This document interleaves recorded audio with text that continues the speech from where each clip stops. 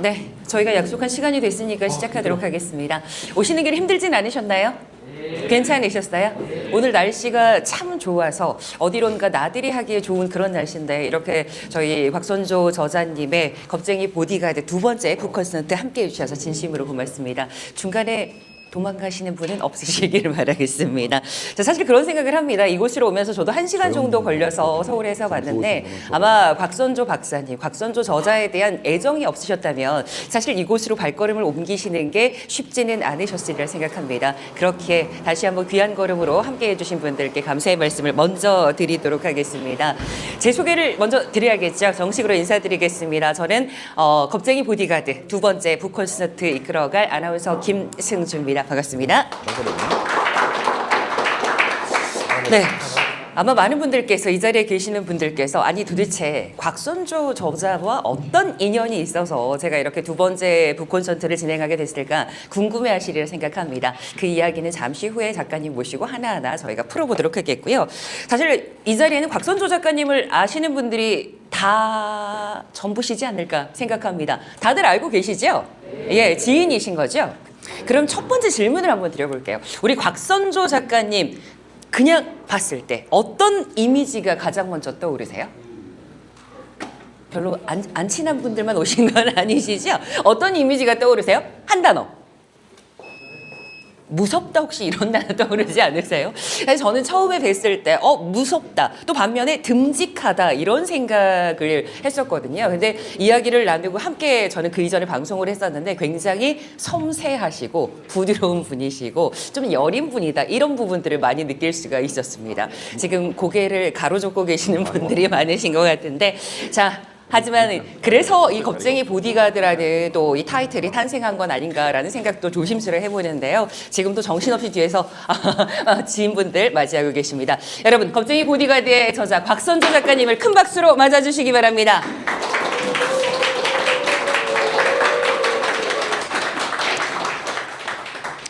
다시 한번 큰 박수 부탁드리겠습니다. 네.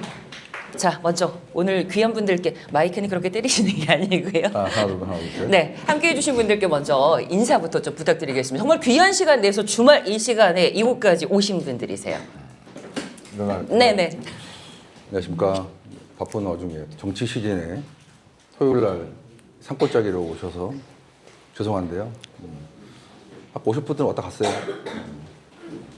짧게 최대한 빨리 하고 갈 테니까 얘기 듣고 가시면 되겠습니다. 감사합니다. 네.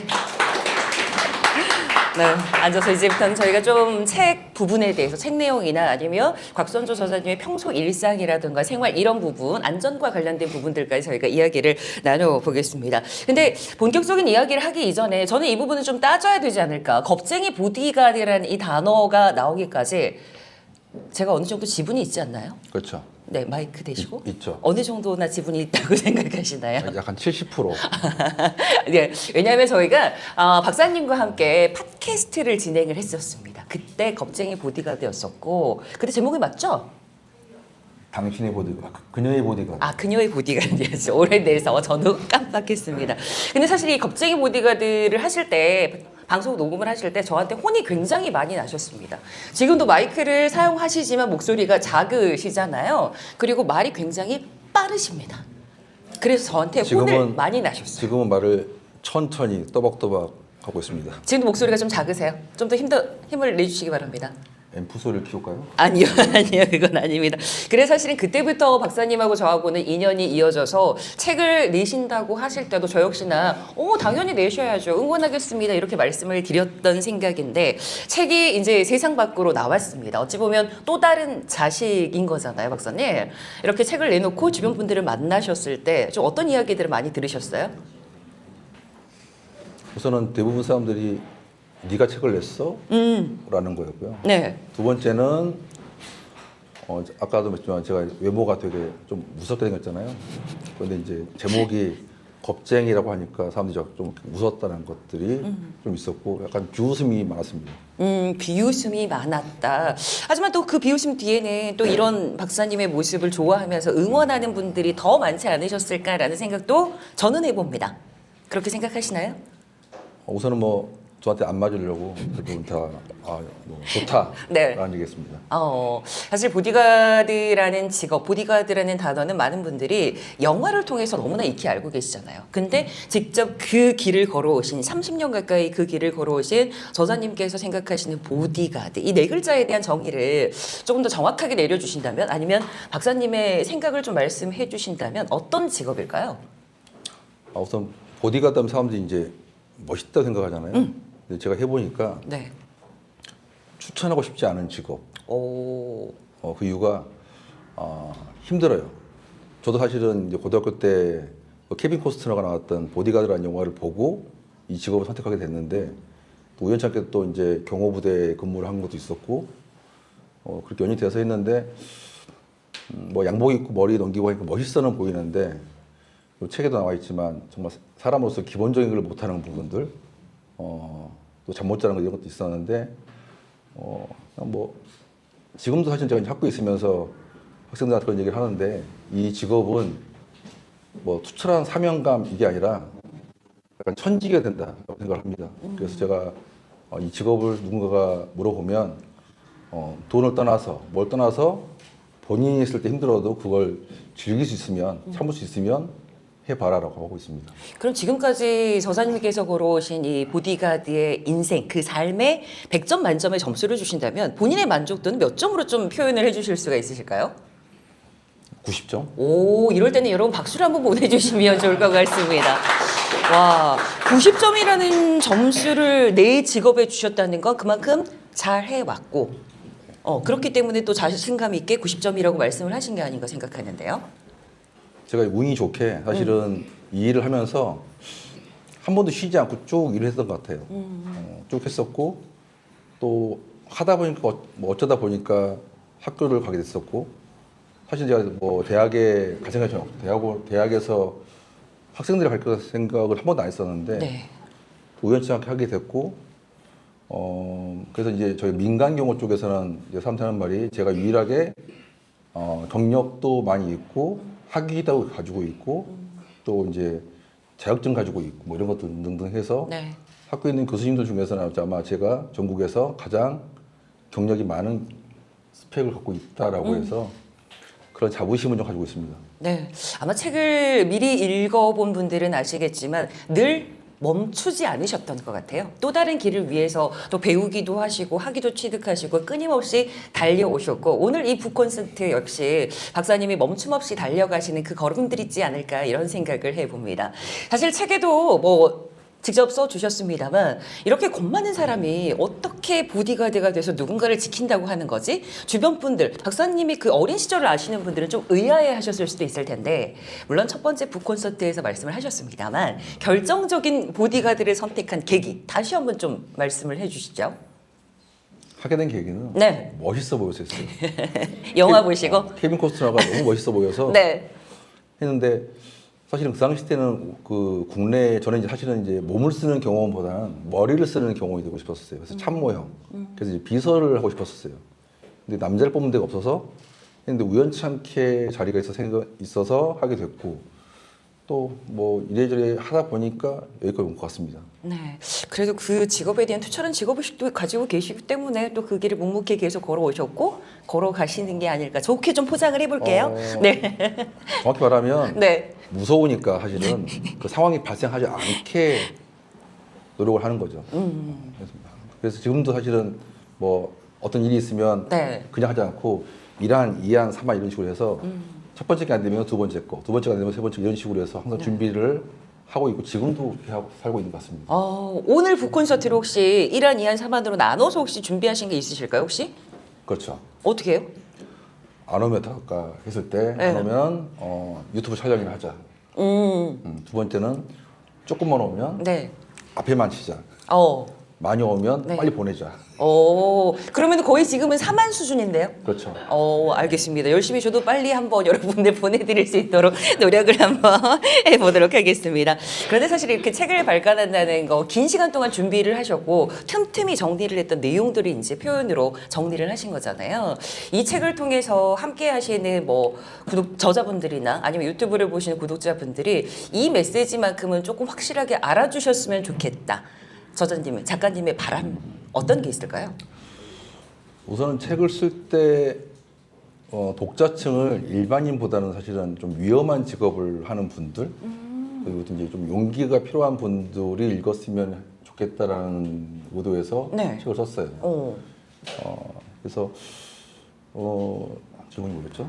예?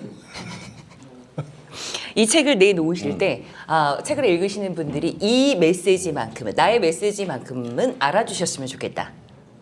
살면서 사실은 항상 이렇게 벽이 있잖아요. 무섭기도 하고. 근데 어쨌거나 넘어가야 되고 또 이겨내야 되는 거기 때문에 그래서 그 모든 분들이 저한테 보면 되게 뭐 이렇게 뭐 듬직하다, 뭐 등치가 좋다, 뭐 카리스마가 있다, 막 하는데 네. 저를 아시는 분들은 저런 분들은 이제 눈을 피한단 말이에요. 저를 아니까. 그런 분들은 하려면 뭐든지 살면서 분명히 헤쳐 나가야 되는 거니까 피하지 않았으면 하는 그런 것 때문에 독자들한테 그런 걸 좀 전달하고 싶었어요. 네, 사실 겁쟁이 보디가드라는 책 제목에서는 딱 직업군 어느 딱 직업군만 지칭을 하는 것 같지만 책 내용에서는 일반인 분들께도 정말 단점을 피하지 말고 오히려 단점을 장점으로 살려라 또 극복해 나가자 이런 메시지를 전하고 싶으셨다 이렇게 정리를 해도 될까요? 그렇죠. 네. 진행을 잘하죠. 네. 아닙니다. 사실 저도 여러 행사장을 가면 저희도 이제 연예인들이 온다거나 이랬을 때 주변에서 밀착 케어를 해주시는 분들이 있으세요. 이분들과 작가님의 직업인 보디가드 차이가 있을까요? 전 이걸 좀 궁금하더라고요, 이 부분이. 그 많은 젊은 친구들이 보면 네. 자기다 경호원이다 이런 얘기를 해요. 저희 뭐 제자들도 와 있고 하지만 네.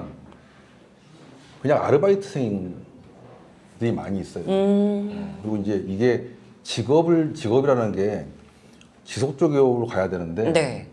그들은 어떻게 일당을 벌고 오는 사람들이 좀 많이 있고 네네네. 또 교육을 받지 않은 사람들도 많이 있고 그래서 뭐 행사장에 있는 경호원이 뭐 퀄리티가 낮다는 게 아니라 네네.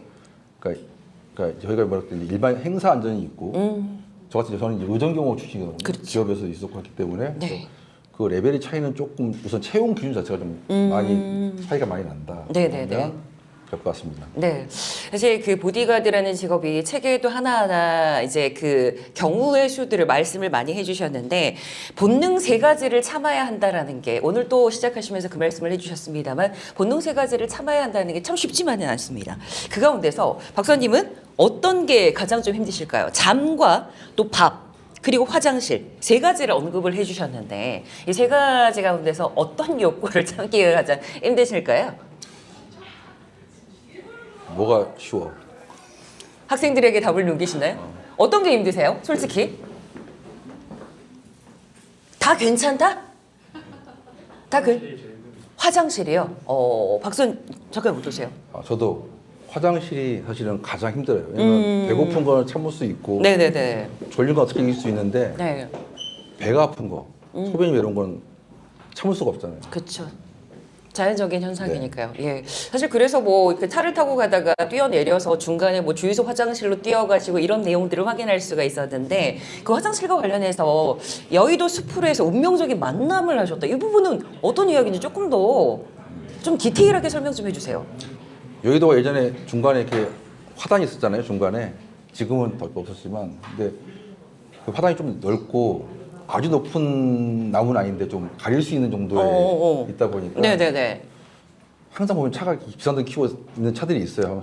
갓길 쪽에? 네, 갓길에 그 중앙 분리대 쪽에 세워놓고 네. 사람이 없어요. 차는 있는데 사람이 없는 네. 거죠? 네. 그래서 저도 그때 너무 갑자기 배가 아픈데 참을 수가 없는 거예요. 네. 차가 한 대 서 있길래 네. 저 뒤에다가 대고 화단을 안에 넘어가서 네. 큰 거를 보고 있는데 네. 이제 어느 정도 이제 해결됐으니까 주변을 봤는데 이렇게 마주보고 있는 거예요. 마주보고 있는 거예요. 네. 서로 그냥 웃으면서 네. 헤어졌죠. 그것도 인연인데 연락처라도 좀 받지 그러셨어요. 그때는 휴대폰이 그렇게 좋지 않은 상태였기 때문에. 네네네. 아니 진짜 그 이야기는 저희가 지난 후서 때에도 듣고 또 책에서도 읽었습니다만 너무 아찔하지 않으세요, 여러분? 예, 순간 여기 계신 분들이 그런 상황을 마주하게 되신다면 여러분은 또 어떻게 하실지 저희가 궁금해지는 부분이기도 합니다. 사실 그래서 또 이렇게 아침에 뭐 이동이나 뭐 일정이 있으시면 지금도 식사를 좀 안 하는 편이세요? 네. 댁에 계시는 사모님은 좀 편하실 수 있겠지만, 예.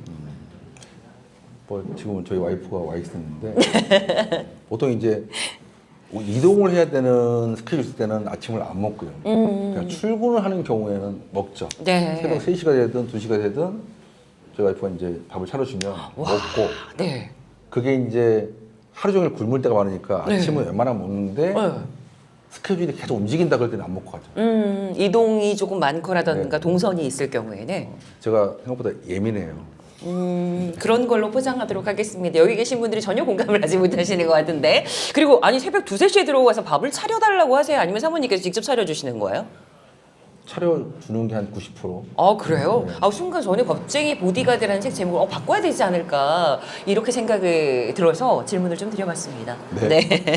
자 저자님이 이제 책을 쓰셨지만 제일 궁금한 거 보디가드는 과연 시야가 어디까지 뻗쳐 있는가 저는 궁금합니다. 지금 이 공간도 카페 공간이긴 한데 지금 저자님께서 어디에 계시는 분까지 눈 안에 담으시고 또 그분들을 살펴보시면서 보디가드라는 어떤 대책을 세우실까 이게 또 갑자기 궁금해졌어요. 여러분이 이제 앞을 초점을 보지 않고 네. 그냥 바라본 상태에서 양손으로 이렇게 해보시면 네. 앞을 보고 있어도 여기까지 움직임이 감지가 돼요. 그러니까 사람마다 좀 또 틀려요. 여기까지 서 있을 때 감지가 되는 사람이 있고 네. 앞을 보고 있을 때 여기까지 감지되는 사람이 있어요. 어. 그럼 저희들은 보게 되면 전체를 봐야 되기 때문에 한 명을 보지 않아요. 현장에 많을 때는. 네네네. 그리고 봤을 때 이동 움직임이 있을 때 쳐다보는 거거든요. 그래서 이제 그 뭐라죠 교육을 받지 않았다든지 네네. 아니면 이제 초보인 사람들은 고개를 막 빨리빨리 돌려요. 어. 근데 이제 많이 해본 사람들은 네. 서가지고 자연스럽게 그냥 이 정도만 움직여도 다 보이거든요. 어. 눈동자만 살짝 움직여도 그게 다 읽히시는 거예요? 그렇죠. 오.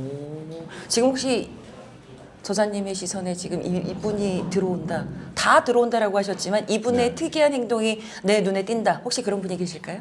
현장에서? 아니 지금 계속 저를 이렇게 보시는 분이 아, 그래 누구세요?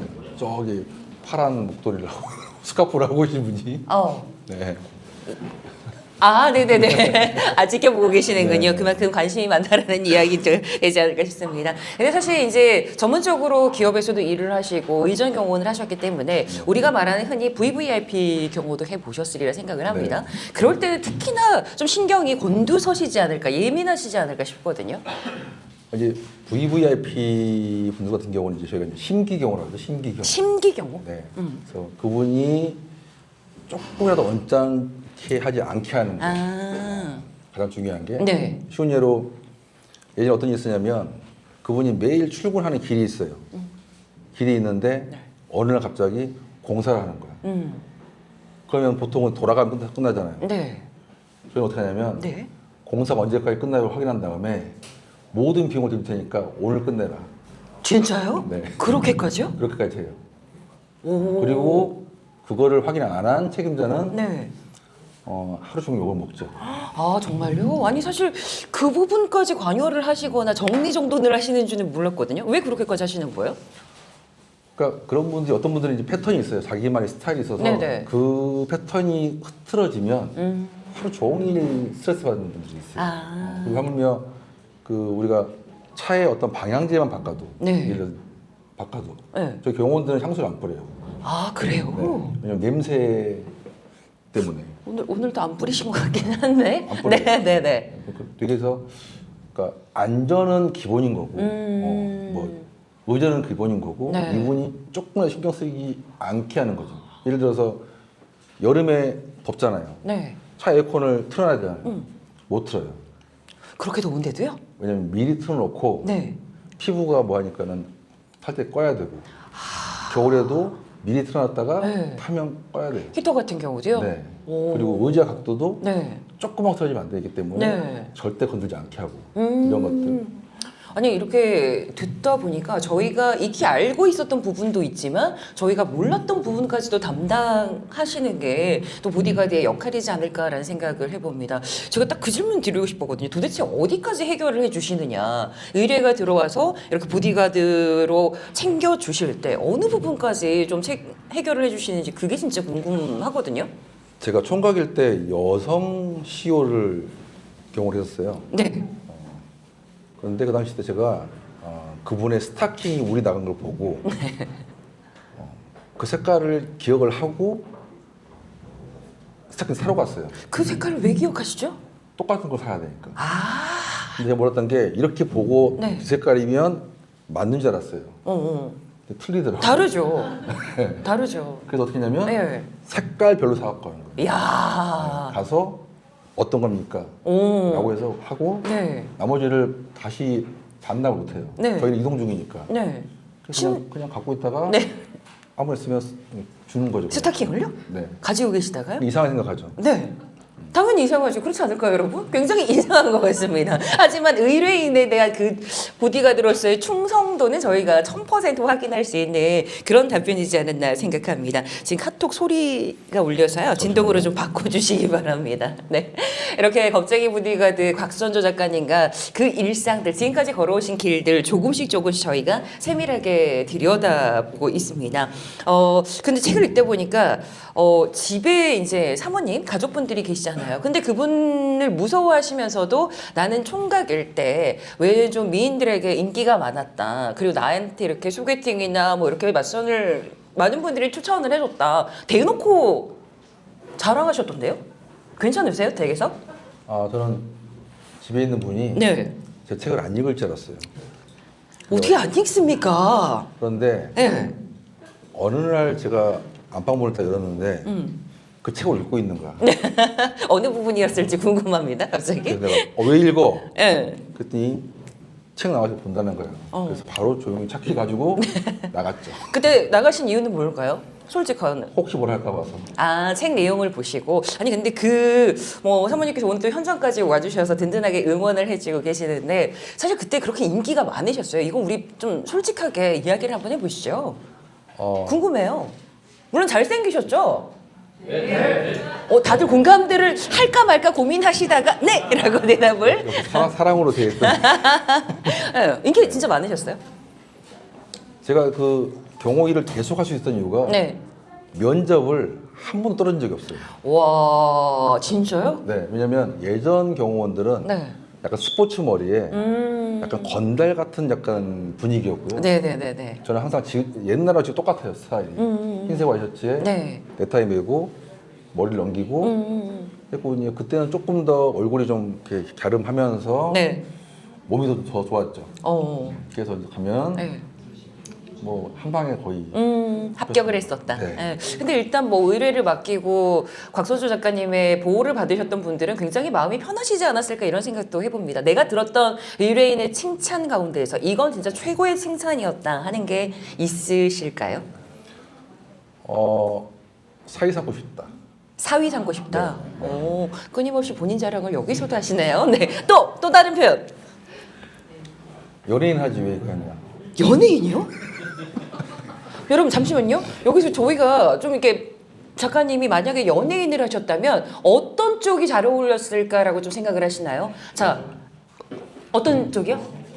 머슴이요? 아, 배우 중에서도 그 많은 역할 가운데서도 머슴. 예, 머슴 뭐 괜찮습니다. 마님 이런 역할이셨을 수도 있고 또 어떤 게 좀 나 연예인이었으면 이런 부분 도전해보고 싶었어 하는 거 어떤 게 있으세요? 잠깐만요. 우선 네. 저희 오늘 모임에 좀 멀리서 네. 학교 총연합회 회장님 오셨어요. 아, 그러세요? 인사 마세요, 형님. 빨리 인사 한번 하세요. 네. 네. 안녕하세요. 반갑습니다. 조남은 알려주셔야죠. 원인이 하세요, 빨리 누구라고. 굉장히 두 분 다 서로를 쑥스러워하시네요. 네. 다시 한번 정확하게 소개해 주세요. 하세요. 아니, 작가님이 해주셔야죠. 이름 말하면 뭐할 것 같아서. 네. 형님 보실 때 제가 어떤 역할이 어울릴 것 같아요? 다 잘. 정말 친하신 분이신가 보네요. 예. 친분 정도를 알 수 있는 것 같습니다. 혹시 가수 도전해 볼 생각은 혹시 없으세요? 절대 없으실 것 같긴 합니다. 성가대입니다. 노래는 그러면 어느 정도 하시는 걸로 이렇게 정리를 해보도록 하겠습니다. 근데 다른 직업도 물론 잘 어울리셨겠지만 이 보디가드라는 직업이 최고시지 않을까 저도 그렇게 생각을 해봅니다. 예, 제 칭찬은 좀 마음에 드시나요? 네. 네. 사실 저랑 이렇게 진행을 하면 더 재밌게 하겠다라고 사실 말씀을 하셨거든요. 근데 너무 지금 굳어 있으셔서 한숨 쉬지 마시고요. 제 목소리가 커집니다. 이 친구가 되게 저를 구박을 많이 했던 친구예요. 사투리 쓰지 마라, 앞에 엄청 말을 많이 해가지고. 네. 하여튼 그렇습니다. 이 정도의 사투리는 제 구박에서 나온 거다 이렇게 생각해 주시면 되겠습니다. 근데 사실 일반적으로 사람을 경호하고 보호를 하는 걸 떠나서 우리가 어떤 현장이든지 예상치 못한 상황들이 발생합니다. 정말 이거는 아찔했다 나의 경험 어떤 게 있으실까요? 뭐 책에도 있지만 네. 조폭들을 하고 대치했던 거. 왜냐면 그게 법원 앞에서였거든요. 오. 법원 앞에서 재판을 끝내고 나오는데 이제 협박을 하는 거죠, 사실은. 재판을 포기시키기 위해서. 근데 이제 저는 혼자고 거기는 인원수가 많고. 그랬을 때 너무 무서웠긴 했지만 네. 살기 위해서 할 수 있는 것들이 뭐냐 생각했을 때 살기 위해서. 우선 상황을 크게 전파했던 거. 그리고 항상 그 호신 장비를 갖고 다녔었거든요. 네네네. 3단봉을 멋있게 천방에 쫙 펴서 네. 상대방들을 기선제압하게 해서 경찰이 올 때까지 시간을 끌 수 있었던 것. 네. 이런 것도 있습니다. 요즘도 혹시 나를 지키기 위한 호신용품 가지고 다니세요? 저 오늘 안 갖고 왔는데 네. 평상시 때는 그 디펜스 펜이라 해가지고 네. 볼펜인데 네네네. 티타늄이 돼 있어요. 보여주셨던 것 같아요. 네네. 네. 그걸 가지고 다녀서 네. 항상 꿈꾸죠. 내가 어디를 갈 때 현장에서 한번 사건이 나봐라. 그럼 내가 제압을 하고 네. 뉴스에 나오고 해야겠다 하는데 생기지 않더라고요. 아니 일반적으로 많은 분들은 사건 사고하고는 좀 관계가 없었으면 좋겠고 나에게는 일어나지 않았으면 좋겠다라고 하시는데 역으로 나한테 좀 그런 일 있었으면 좋겠다라고 생각하신 거는 내가 자신 있다. 제 앞에서 뭔가 보여주겠다. 이런 마음이신 건가요? 아니 그게 아니라 네. 지금 사람들이 어떤 일이 생기면 다 피하잖아요. 다 피하니까 네. 피하지 말고 아. 그거를 많은 사람들이 관심을 가지고 어디 현장에서 대응을 해주면 되는데 네. 다들 현장을 피하니까. 네, 그래서 네. 제가 그렇게 해서 현장에서 이렇게 해서 해결할 수 있겠구나라는 걸 좀 사람들 알리고 싶었던 게 있습니다. 누군가 어려움을 당했을 때 도망가지 말고 도움을 전해라. 이런 네. 메시지신 건가요? 네.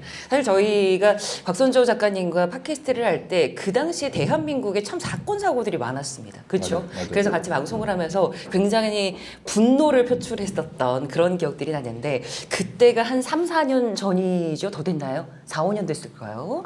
그때와 비교했을 때 지금 대한민국의 안전은 왜냐하면 또 작가님께서 안전에 대해서 굉장히 큰 관심을 가지고 계시고 또 이렇게 단체까지 또 활동을 하고 계셔서 이 질문을 드려야 할 것 같습니다. 그때가 한 6년 전일 거예요. 아마. 그렇게 됐어요? 7년 전 됐을 거예요. 네, 긴 인연이네요. 네. 네. 그 당시 때는 사실은 사건이 나도 네. 치명적인 사건이 아니었어요. 그 당시 사건 사고고요. 네. 지금은 죽이잖아요. 아 맞아요, 맞습니다. 옛날에는 그냥 단순하게 폭행하고 폭언을 하고 이런 식이었었는데 지금은 최악의 상황의 사건들이 많이 생기니까. 그리고 지금도 뭐 한 1년에 몇 명인지 모르겠지만 사라지는 사람도 많잖아요. 그렇죠. 그들이 이제 어느 땅에 묻혀 있을지 어느 물속에 있는지 사실은 몰라요. 그래서 그런 부분들이 안전이 되게 우리나라가 치안이 좋다라고 하지만 네. 알게 모르게 그런 일이 되게 많이 생기고 있거든요.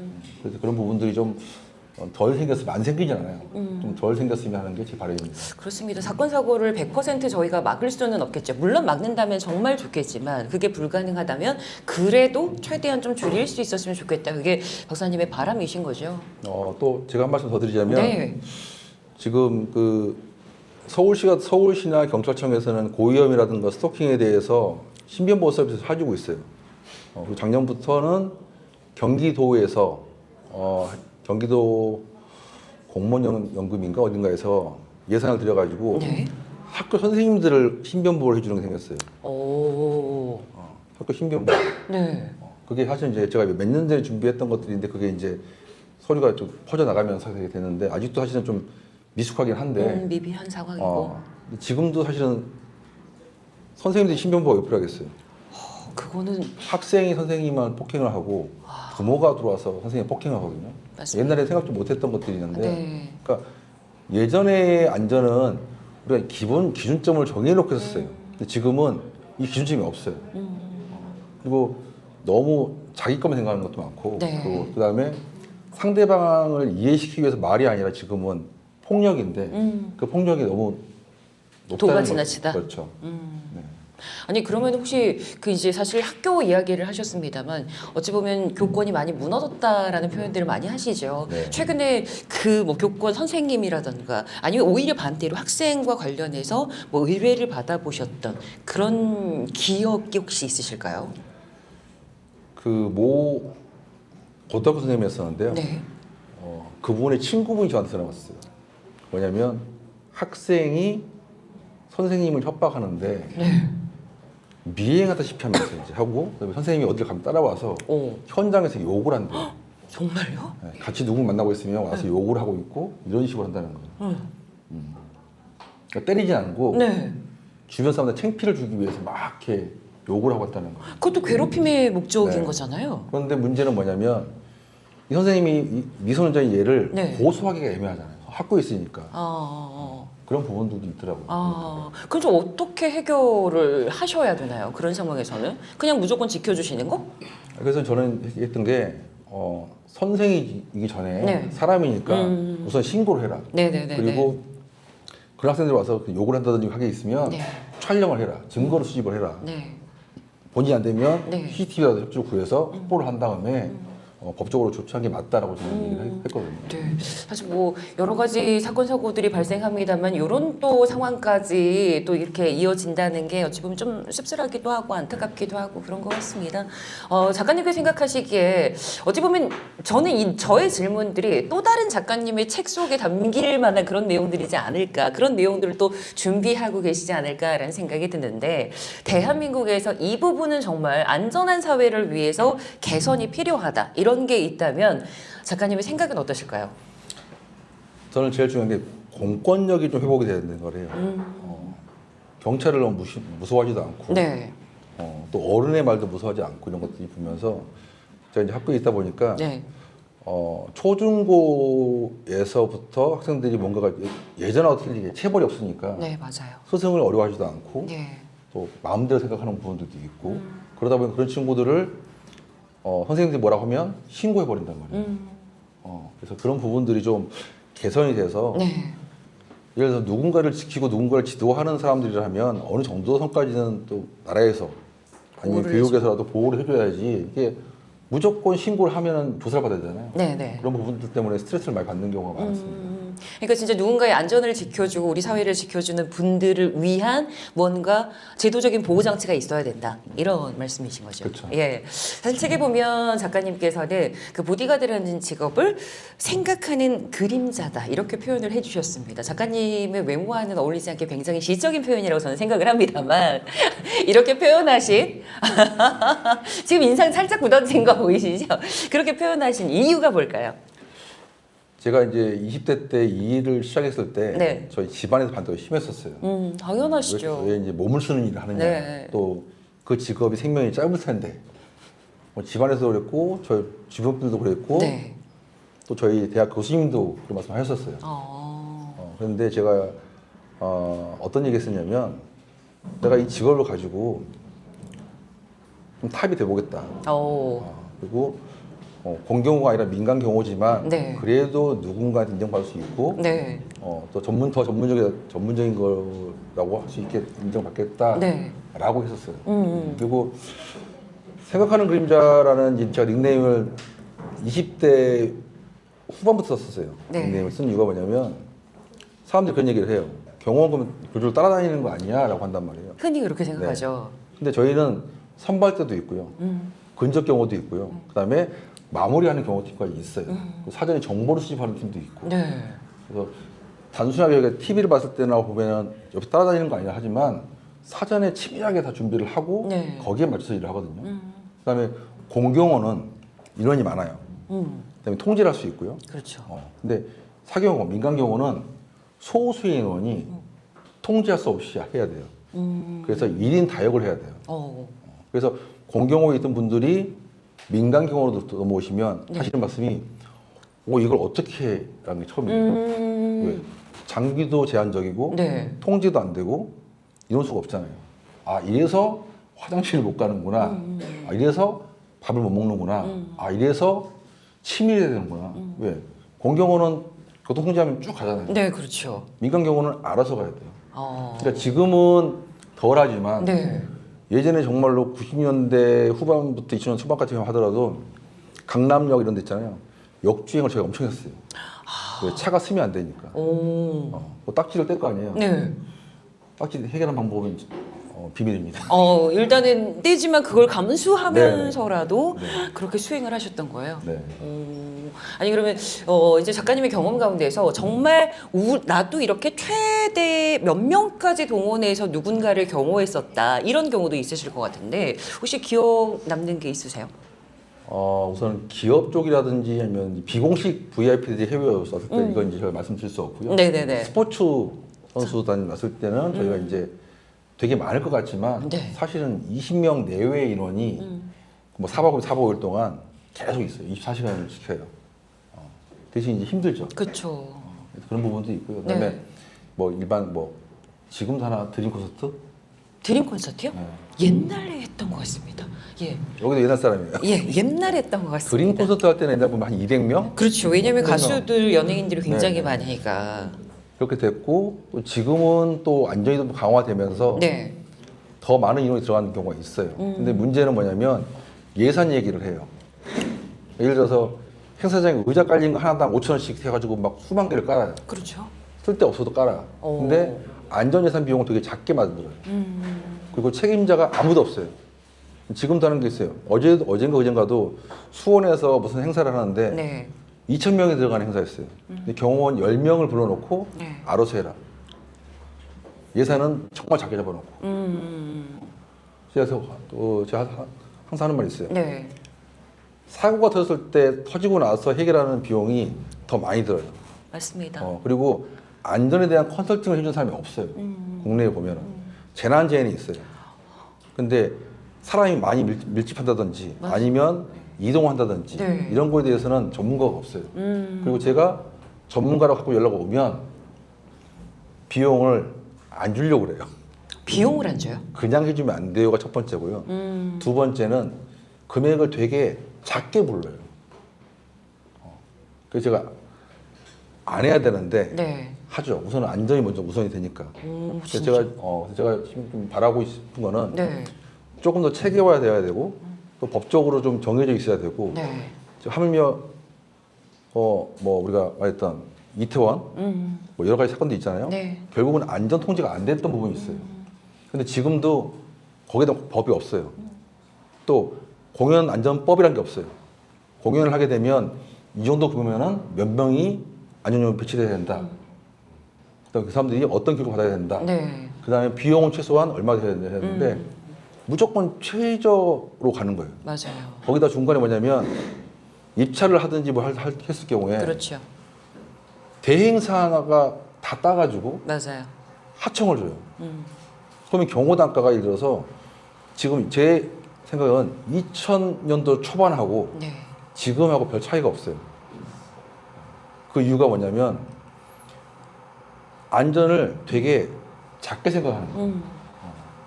예를 들어서 만약에 행사 주최 측의 총책임자가 우리가 지금 정보보안 하고 있잖아요. 기업보안에서 고객에 대한 정보가 빠져나가게 되면 책임을 누가 져야 한단 말이에요. 그러면 그런 식으로 정해 놓으면 당연히 금액이 올라가겠죠. 네. 또 그렇죠. 전문성 있는 사람 뽑겠죠. 네. 제가 이제 제일 뭐한 게 제가 민간경관이 90년대부터 시작했어요. 했는데 그 당시 때는 정말 이 일을 하고 싶었고 전문성 있는 사람들이 많이 있었어요. 근데 왜 없어졌냐면 네.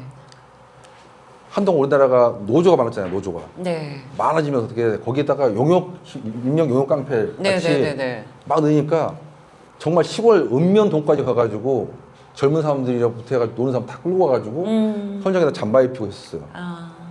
그러면 어떻게 됐냐면 아 이거 아무나 하는 거구나. 일명 막노동도 할 수 없는 사람들도 머리수 채워보는구나 됐어요. 그러다 보니까 금액이 점점 좀 떨어지는 거예요. 제가 옛날에 그런 적 있어요.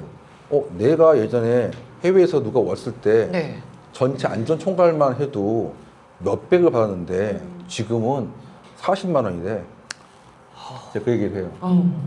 왜 그러냐 했더니 별로 필요 없을 것 같다 생각하면서 싸게 하는 거예요. 그러니까 최저 입찰 보는 거예요. 시스템을 보는 게 아니라 저는 어떤 스타일이냐면 자 경호원이 10명 필요하다. 네. 그럼 그 10명 다 면접 보든지 그 사람이 시험 좀 다 하든지 해야 되는데 그냥 제안하는 사람이 10명 끝이에요. 맞아요. 제가 제 나이에 비해서 등치가 큰 편이었어요. 키도 크고 지금도 크지만 네. 얼굴도 크지만 근데 중요한 건 어디 가보면 뭐 외모를 하는 게 아니라 신변보험이 신변보험이 맞는 사람이 있어야 되잖아요. 근데 그쵸. 그게 없이 그냥 머릿수만 채우면 되는 거예요. 그리고 그 머릿수도 빼요. 왜? 10명을 하기로 했어. 네. 작가가 너무 낮으니까 어떻게 돼요? 전문성 있는 사람들은 쓰긴 써야 되니까 10명이라고 해놓고 2명, 3명 빼는 거예요. 꼼수네요. 조금씩 쓰는 거예요. 그리고 대행사들이 중간에서 많이 착취를 해요. 그리고 거기다 그 금액을 나중에 결제 안 해주고 네. 폐업을 해버리는 경우가 많아요. 그러면서 이 일을 정말 했던 사람들이 다 떠나갔어요. 그럴 수밖에 없는 상황을 만들어준 거네요. 그래서 제가 이제 책을 내고 했을 때 네. 저랑 같이 했던 그 분들이 전화가 와요. 했던 말이 뭐냐면 너 하나 남았다. 오. 너 하나 남았다. 와. 그리고 그분들이 이제 그런 얘기를 해요. 야, 옛날에 정말 우리 재밌었는데, 힘들어 재밌었는데, 지금은 그런 게 없다. 그런 얘기를 해요. 네. 그렇습니다. 어찌 보면 그 직업에 대해서 좀 가치를 부여해주고 그 직업에 몸담고 계신 분들이 좀 자부심을 갖고 일할 수 있는 그런 환경이 조성이 돼야 되는데 사실은 아직은 그렇지 못하다라는 좀 말씀이신 것 같아요. 네. 예, 사실 작가님께서 책 안에 사고는 시스템이 아니라 사람이 만든다 이 말씀하셨잖아요. 이 부분과도 연결이 되네요. 그러니까 저기 전 경기도 콘텐츠진흥원 본부장님 오셨는데 네.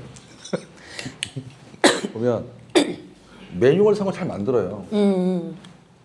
근데 그 시스템을 움직이는 사람이 중요하잖아요. 근데 그 사람 전문성이 없어요. 그냥 머릿수만 있으면 되는 거예요. 그런 부분들이 있어서 제가 볼 때는 페이퍼웍도 중요하고 시스템도 중요한데 네. 중요한 건 위험을 보고 감지할 수 있는 전문성 있는 사람들이 이 일을 해야 되는 생각을 합니다. 자, 저희가 보디가드, 겁쟁이 보디가드의 저자 박선주 작가님과 함께하고 있습니다. 근데 보디가드를 이제 꿈꾸는 또 이제 학과에 들어오는 학생분들도 지금 앞자리에 함께하고 계시는데 진짜 실력 있는 보디가드가 되기 위해서는 체력 이외에 이거 진짜 중요하다라고 계속 강조하시는 게 있으실 것 같아요. 첫 번째가 성실을 해야 된다. 성실해야 된다. 네. 두 번째가 좀 치밀해야 돼요. 무엇보다 치밀해야 되는데 요즘 친구들의 단점이 뭐냐면 말은 잘해요. 근데 실행을 하지 않아요. 오늘도 제가 저희 이제 도와주는 학생들한테 몇 시까지 오라 했는데 늦게 왔어요. 네, 어떤 학생들인지 좀 고민을 좀 하셔야 될 것 같습니다. 네. 개강하면 네. 알아서 하려고요. 아닙니다. 또 마음만은 또 더 일찍 오고 싶었는데. 그리고 이제 학생들이 이제 들어오면 네. 제가 해주고 싶은 말이 뭐냐면 네. 돈을 생각하지 말고 일을 해라 하고 싶어요. 왜냐면 예전에는 쉬운 예로 뭐 밥도 안 주는 경우도 있었단 말이죠. 지금은 다 줘요. 그리고 20살, 21살인 친구들한테 누가 일을 줘요? 안 주죠. 해봤던 친구도 여기 있지만 네. 그리고 그 직업이 어떤 직업이든 편한 직업은 없어요. 그렇죠. 제가 볼 때는. 네. 근데 학생들이 잠깐 한번 해보고 힘들면 안 해요. 제가 학생들 하는 말씀 계속 하는 게 뭐냐면 네.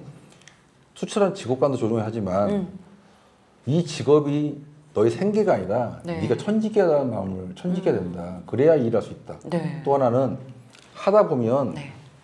돈이 올라가지. 너를 쉬운 예로 돈 주고 누가 안 쓴다. 그러니까는 경험을 많이 쌓아라. 네. 그게 되게 중요하다고 맞습니다. 하고 있습니다. 네. 근데 작가님께서는 그럼 이제 과거에 여러 경험들을 이렇게 쌓아 오셨는데 그때 이제 젊은 시절도 있으셨을 테고 어릴 때도 있었고 경험이 없으셨을 때도 있었을 거 아니에요. 그때 정말 이 돈의 액수에 나 흔들렸다. 이런 거 있으세요? 있으실 것 같아요. 이제 두 가지가 있어요. 네. 하나는 잔돈이긴 하지만 잔돈푼이긴 하지만 네. 뭔가 경험을 쌓야 되는 기회가 원하는 거예요. 그러니까 선배들이 어디를 간다 했을 때 선배님이 네 분이 가신다는 거예요. 네. 지방까지. 그러면 저도 끼겠습니다. 기회가 없어. 아 제가 운전을 하겠습니다. 오. 장거리니까 제가 운전을 하겠습니다. 네. 밥 안 먹어도 됩니다. 돈 안 줘도 됩니다. 그랬어요. 그래서 정말 장거리를 가서 일을 하고 현장 가서 일을 하고 또 제가 운전하고 왔어요. 선배님 쉬십시오 하고. 그 당시 때 선배님들이 저한테 각각 얼마 돈 주시는 거예요. 오. 어떻게 돼요? 그분들보다 네. 제가 더 돈을 더 많이 번 거예요. 결과적으로는 결과적으로. 네 분이 각각이 다 네, 주셨으니까. 그렇습니다. 오. 예, 그렇게 했던 부분이 있었고 네. 또 하나는 그냥 어떤 분이 어떤 사건이 좀 생겼는데 뭘 좀 도와주면 좋겠다고 했어요. 근데 제가 아시지만 돈을 요구하지 않아요. 누군가 제 지인들이 도움을 요청하면 왜냐면 지인 찬스가 있으니까. 오늘도 지인 찬스 왔단 말이에요. 원래 비싼데 왔어. 아닙니다. 당장 달려와야 됩니다. 안 오면 혹시 저희 집 들어갈 수가 없을 수 있는 그런 상황이 발생하기에 달려왔습니다. 냉큼. 근데 그분이 그걸 도와달라 했을 때 네. 제가 그냥 편하게 도와드렸어요. 근데 도와드렸는데 그분이 그걸 잊지 않고 네. 어떤 이익을 연결해 줬어요. 오. 근데 제가 생각했던 것보다 네. 너무 많은 이익이 나게 해주신 거예요. 그 계약 자체도 네. 제가 하지 않았어요. 제가 이 정도면 될 것 같은데요. 예. 그분이 몇 배를 올려가지고 오. 여기는 프로다. 이런 경우 있었어요. 진짜요? 네. 사실 뭐 저보다 이제 연세가 좀 많으시니까 오라버니라고 제가 편하게 이제 호칭도 하곤 하는데 그 당시부터 이렇게 경험을 쌓아오시면서 머리가 굉장히 좋으셨던 것 같네요. 이런 빅픽처를 미리 좀 예상을 하고 세우셨다는 게 아닐까. 제가 원래 학교 다닐 때 공부를 좀 잘했었어요. 아. 고등학교 들어갈 때까지만 하더라도. 네. 근데 고등학교 들어가서 공부를 안 했더니 네. 저희 담임선생님이 갑자기 어느 날 불러요. 야, 아저씨가. 여러분은 학생들 알고 있는 거. 갑자기 엎드려. 오. 강목으로 갑자기 패는 거야. 왜 패냐더니 IQ가 좋은데 공부를 안 한다. 왜 공부를 안 하냐. 어. 그래서 제가 맞다가 어떻게 했냐면 딱 일어나면서 선생님 저는 잔머리입니다. 아니 너무 솔직하게 본인의 이 잔머리를 이렇게 대놓고도 자랑을 하시니까 제가 좀 당황스럽긴 하네요. 경호원은 네. 순간 판단력이거든요.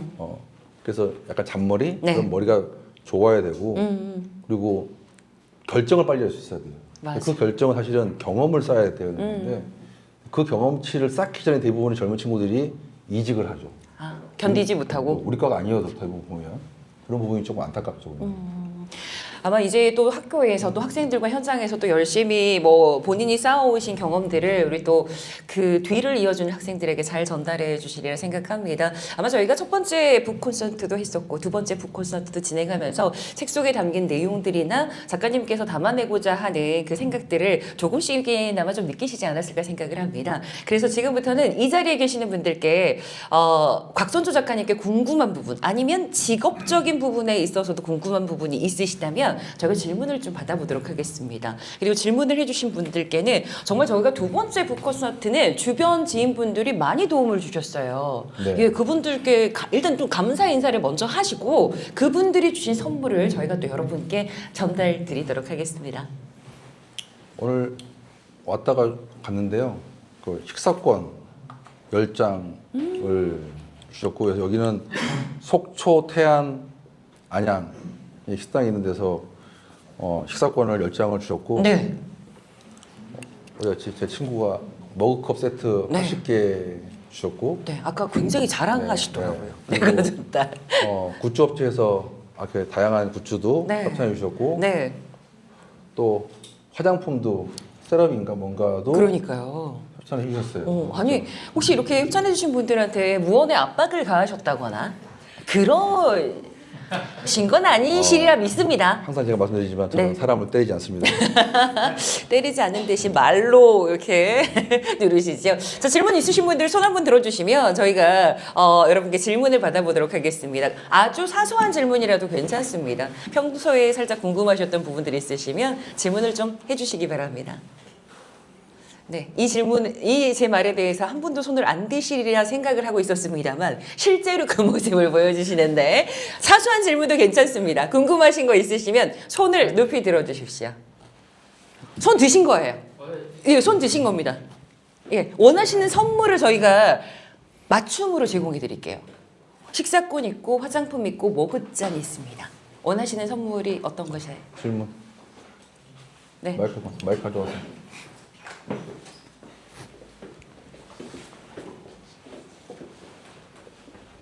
편하게 하셔도 돼요. 아무거나 해. 교수님 혹시 주량이 어떻게 되시나요? 오, 좋은 질문. 좋은 질문입니다. 아니, 사실은 작가님께서 체격이 좋으시기 때문에 술도 무한대로 들어가지 않을까 저 역시나 같은 생각을 합니다. 주량은 어떻게 되십니까? 아시는 분도 알겠지만 네. 편할 때는 조금만 마셔도 취하고요. 네. 어려운 자리에서는 끝까지 버티고 오, 집 앞에 가면은 토하죠. 쓰러지시는 거예요? 아침까지 계속 토해요. 아니 그러면은 그런 이제 다른 상황이긴 한데 얼마나 드시냐고 질문이 그 질문이었거든요. 제가 마실 수 있는 주량은 네. 2병까지. 소주 2병이요? 네. 맥주 2병은 아니시겠죠? 네. 네, 맥주. 맥주는 마십니다. 배 나와서.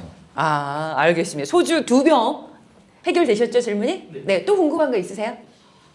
아, 저쪽 뒤쪽에서 손을 들어주셨습니다. 마이크를 저희가 전달을 좀 드리도록 하겠습니다. 목소리가 커서 괜찮습니다. 네, 어떤 게 궁금하실까요?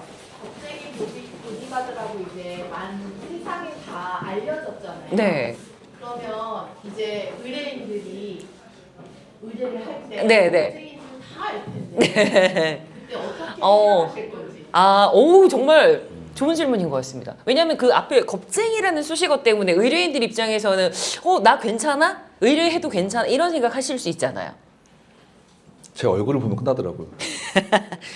예. 만나서 네. 얼굴 보면 헉 하고 하더라고요. 네.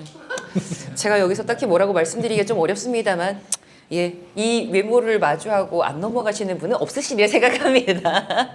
지금까지 안 돼본 적은 한 번도 없으세요?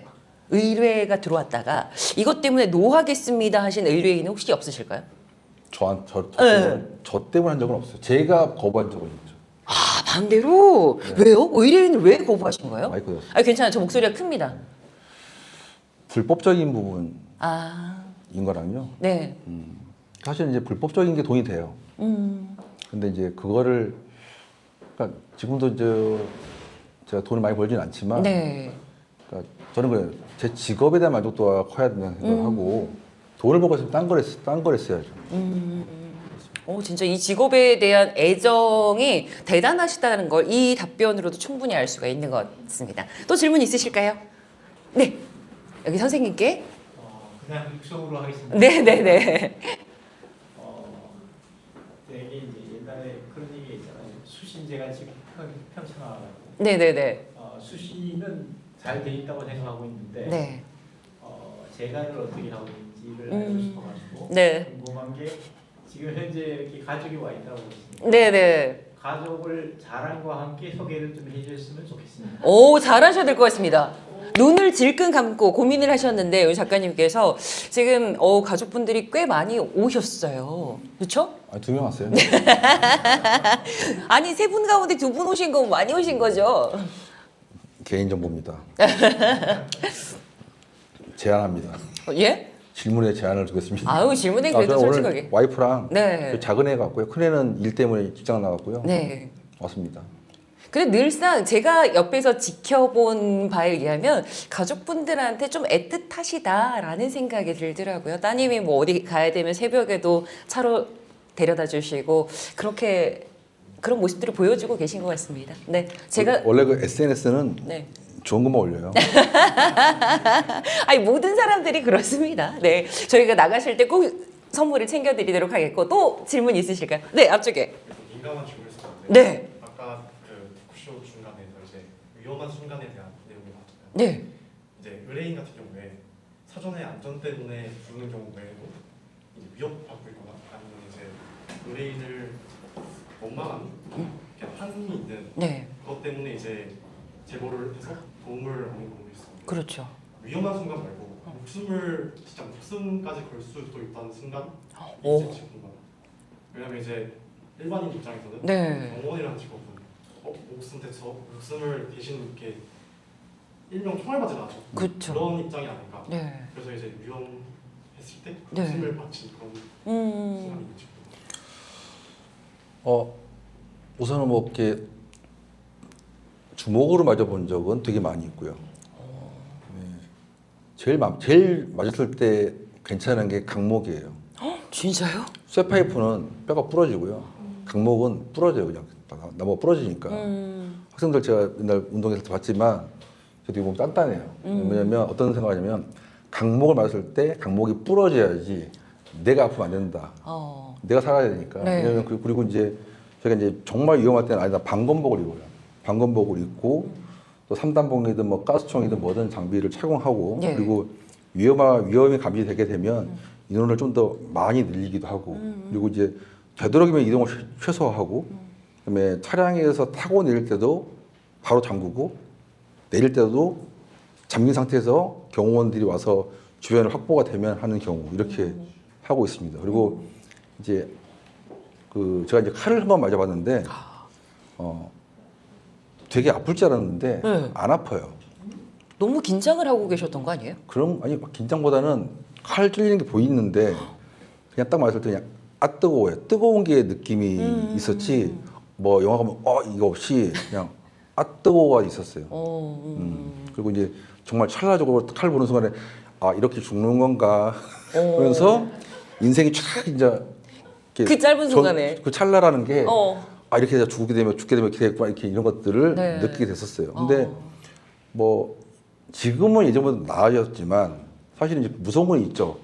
예전보다 지금이 더 흉포화됐으니까 혹시라도 내가 그런 신변보호라든지 위험 리스크를 갖고 있는 일을 맡게 된다면 과연 할 수 있겠느냐 생각을 하죠. 예전에는 이제 혼자였고 네. 또 젊고 겁이 별로 없을 때였고 지금은 이제 나이도 조금 이제 찼고 가정이 있고 네. 뭐 하다 뭐 여러 가지 있다 보니까 좀 이제 제가 지킬 게 많아지니까 그쵸. 조금은 겁이 나죠 저도.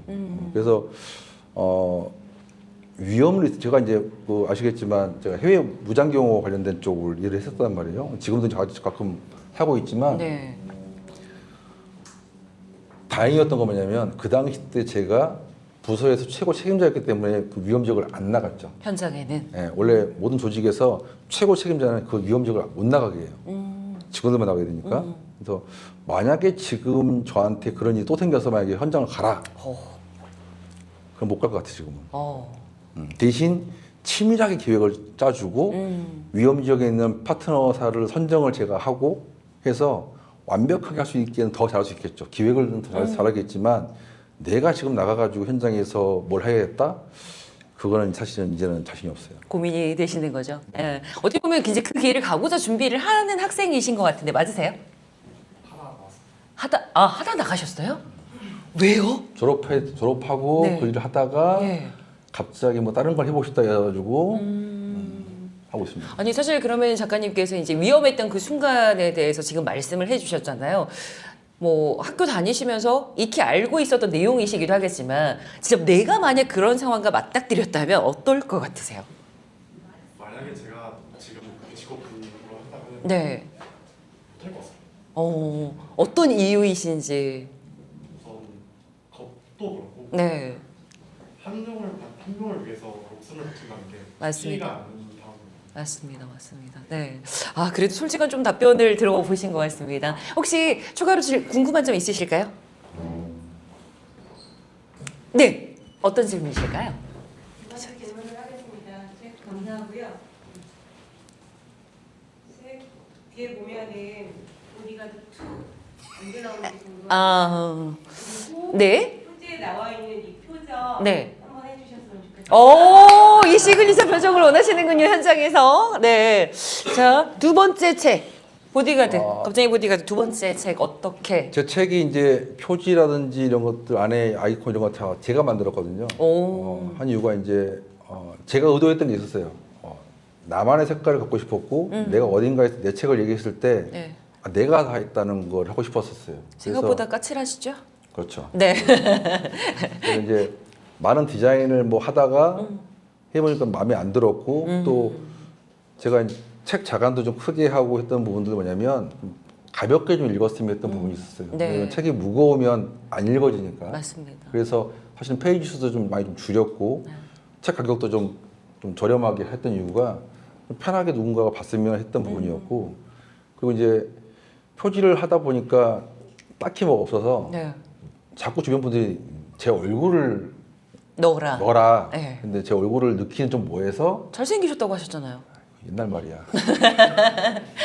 그래서 제가 AI로 제 사진을 넣은 다음에 변형시켰어요. 겁쟁이니까 원래는 이게 선글라스 한쪽이 깨지는 거였어요. 원래 제가 계획은. 근데 네. 이제 AI를 제가 하는 게 서투르다 보니까 네. 이제 반투명이 된 거죠. 그래서 이제 원래는 이렇게 눈을 크게 떠서 이거였는데 네. 이렇게 돼야 되는데 여기가 깨지지 않고 돼서 한 거였고. 근데 지금 표지 굉장히 좋은데요? 멋지세요? 그렇죠. 예. 그리고 이제 뒷페이지에 있는 그 맨 뒤에 있는 날개에 있는 네. 그거는 버리기에 좀 아까운 디자인이었어요. 저는 개인적으로 맨 뒤에 있는 게 좀 더 저한테는 좋았거든요. 네. 근데 사람들이 안경이 깨져서 뭐 이렇게 되니까 좀 불편하다 이러면서 네. 그래서 사실은 선택을 못 받았던 건데 네. 그리고 이제 뒷날개에다가 이제 보통은 다른 출판사들 다른 책 같은 거 넣고 하잖아요. 그쵸. 근데 나만의 책을 만들고 싶은데 다른 걸 넣기 싫었어요. 네. 그래서 제가 거기다 그거를 넣게 됐을 때 출판사에서 되게 반대했었어요.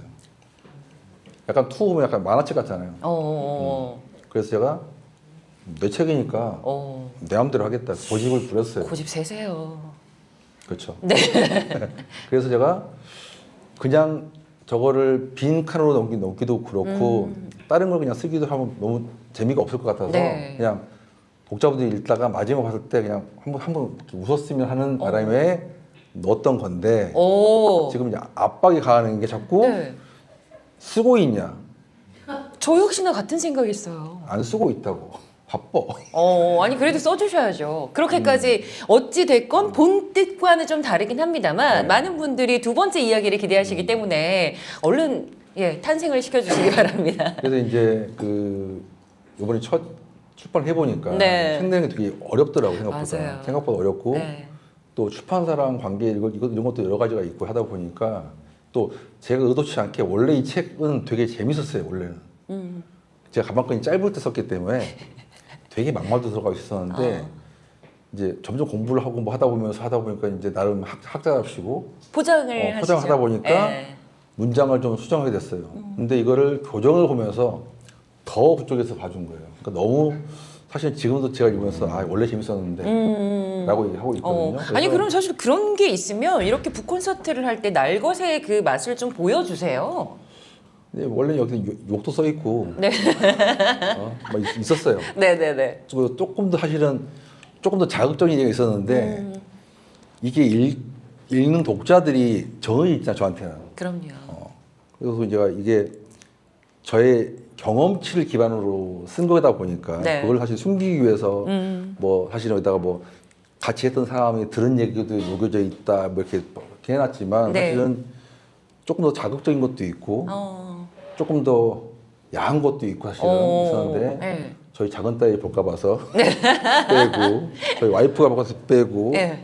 또 제자들이 볼까 봐서 빼고 뭐 이런 것도 있었어요. 아 그래요? 그럼 다음 북콘서트는 가족분들 출입 제한, 제자들 출입 제한, 19금 이상만 어떻게 한번 하는 콘서트를 기획해 보시겠습니까? 제가 19금 하면 또 기가 막히게 잘 써. 저 이런 면을 또 가지고 계신지는 몰랐습니다. 예, 답변이 되셔서 시그니처 표정은 해주셔야죠. 아까 했잖아요 이렇게. 찍으셨어요? 자, 이제 여러분 카메라 다 드시고요. 하나, 둘, 셋 하면 그 시그니처 표정을 하도록 하겠습니다. 이거요? 네, 사진보다는 영상으로 남기시는 원래 게 더 이렇게 했어요. 이렇게 됐어요. 이 상태에서 이거에서 이렇게 한 거예요. 이렇게.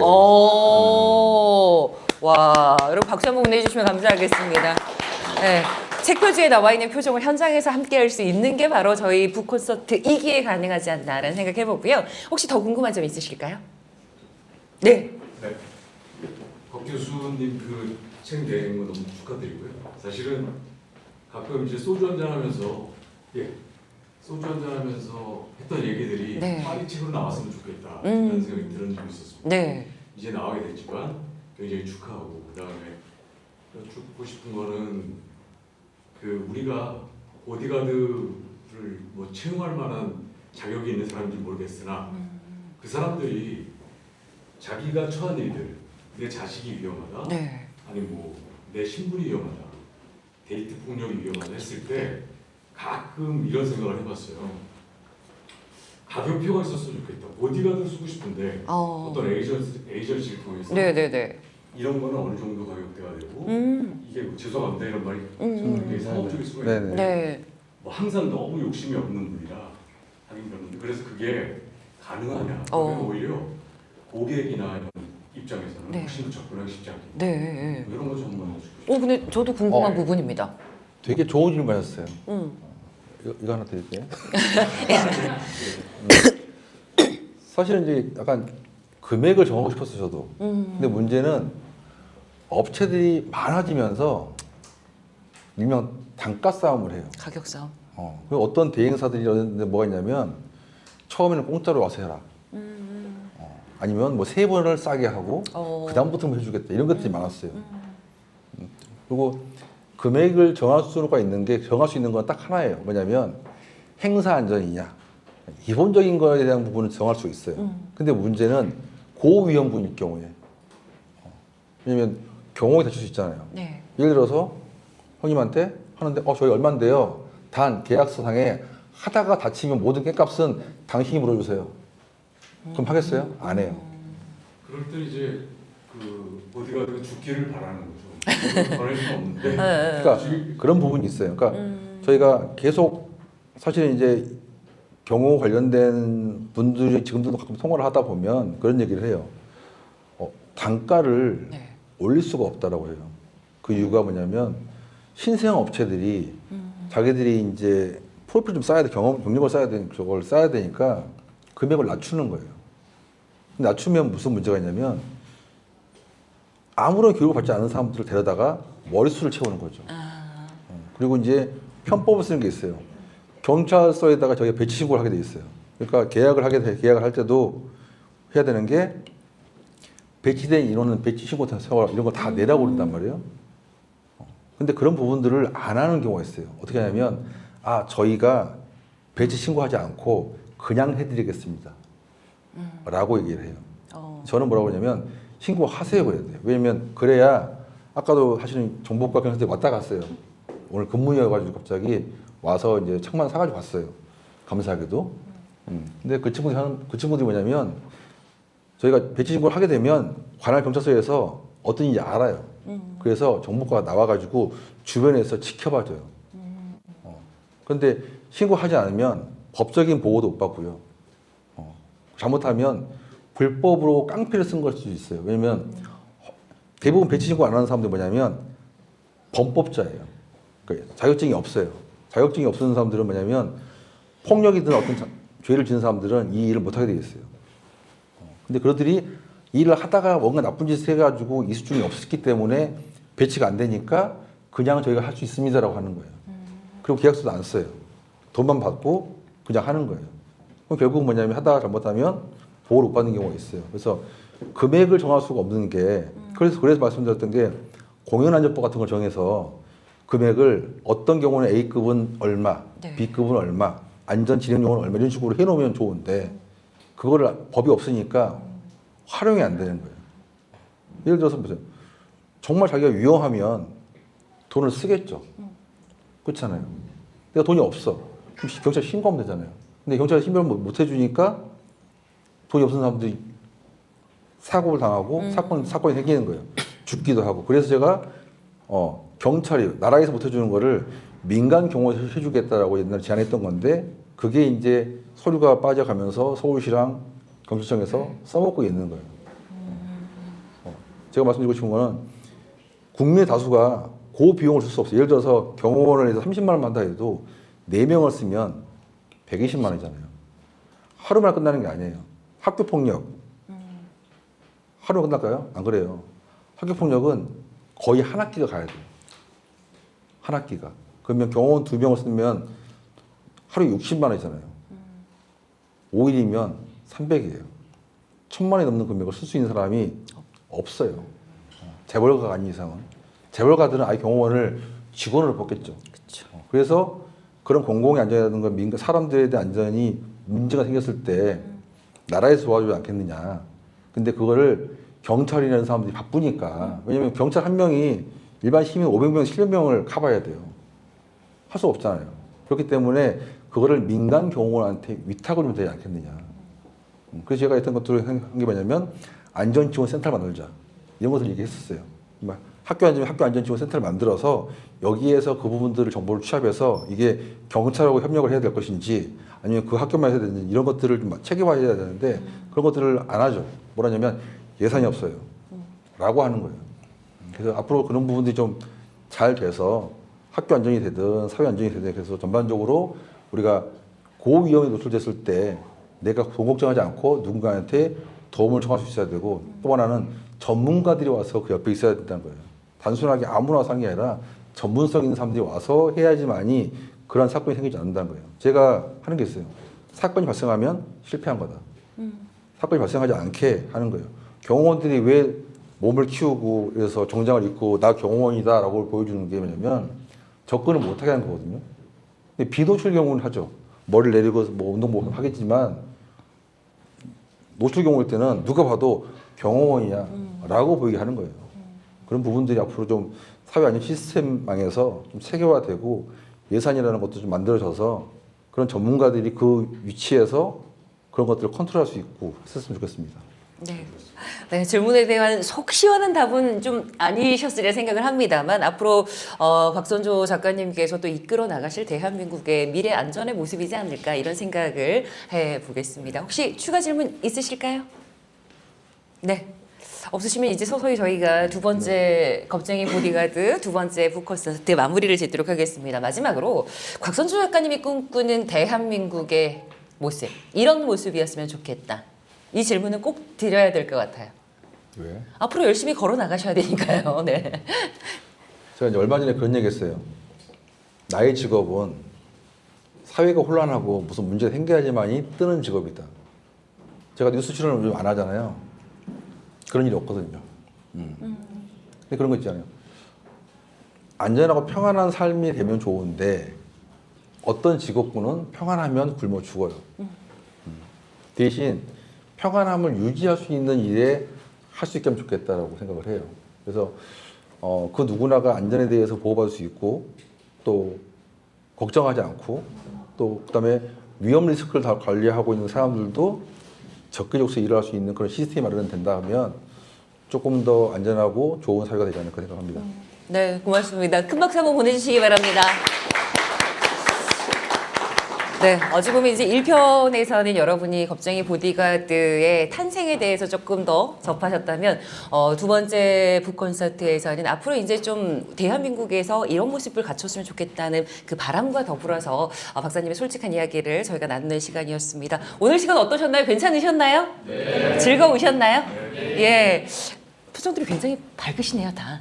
감사합니다. 네. 오늘 이렇게 주말 오후에 귀한 시간으로 함께 해주셔서 고맙습니다. 그리고 저희 겁쟁이 보디가드는 또 여러분 계속 찾아올 거니까 관심 보내주시고 유튜브 역시나 구독, 좋아요 꼭 해주시기 바라겠습니다. 잘했죠? 네. 예, 잘한 것 같습니다. 자, 오늘 함께 해주신 분들께 감사 인사드리겠고요. 돌아가시는 길 안전하게 돌아가시기 바랍니다. 마지막으로 저희가 겁쟁이 보디가드라고 제가 외치면 오른손 주목을 주실 파이팅 한번 외쳐주시는 것도 좋을 것 같습니다. 괜찮으실까요? 네, 여러분과 함께 에너지를 모아보겠습니다. 겁쟁이 보디가드 파이팅! 고맙습니다. 감사합니다.